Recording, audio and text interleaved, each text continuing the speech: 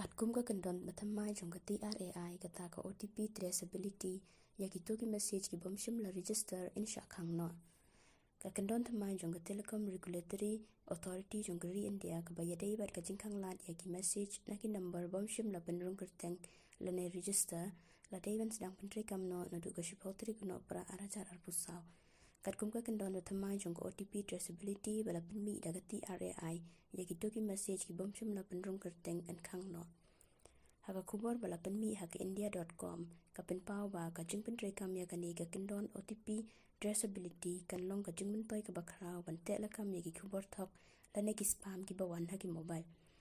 Ka Trai ka la thamu ban pentri kam ya kani ka kendon na du ka shitrik uno pra henry haka jingkar pat ki telecom companies ka Trai ka la penjalan no ya ka por shadu ka la puitrik uno pra. Kala long ka jing e ka bakrao haba umla ban wat banya ya ka Trai jong ki OTP ne ki wei kubor na mar ki nong le tu ki shim ka bu ya kani kum ka lat ban thok ki briu. Haba kadawi kani ka jing e ka kanhon pe ngor jong ka telecommunication kala ai hukum Pynduh Jait ban penrung ya ka technology ka bala ban pen isai na kano ka chaka bagi kubor ki basam pai ba ki mi Trai. Hadin ba ka sarkar kala pata ki nong Pynduh telecom ban khang lat ya ki jing sapreng jong ki spam call bat messages ka Bharti Airtel kala penmana ba kala yo hadu pra billion ki spam call bat praspa million ki spam SMS tang hapo arbanai shiteng na du bala penmi ya kalat ban Iakhun persha ya ki spam da ka AI kani ka network bala pindan kam da ka AI kala ban itu hadu shi million ngut ki nong pha kubor spam man kasngi la ong ka company Airtel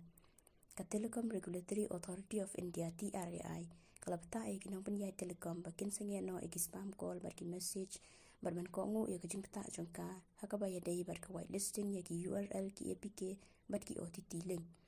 haka ba ya dai ba kani ka Airtel ha ubnai nai lur kala penmi ya kalat wat benya ya ki spam bala pindan kam da ka AI ban pentip ki nong pindan kam shapang ki spam call bat ki spam SMS da ka ba pin pau ha ki phone jongki nong pindan kam kum ka suspected scam katkum ka jing ong jong ka company hakini ki arbna shiteng kala pentip ba kala hiar hadu kad arpersen ka jingdon ki bachubab ya ki spam call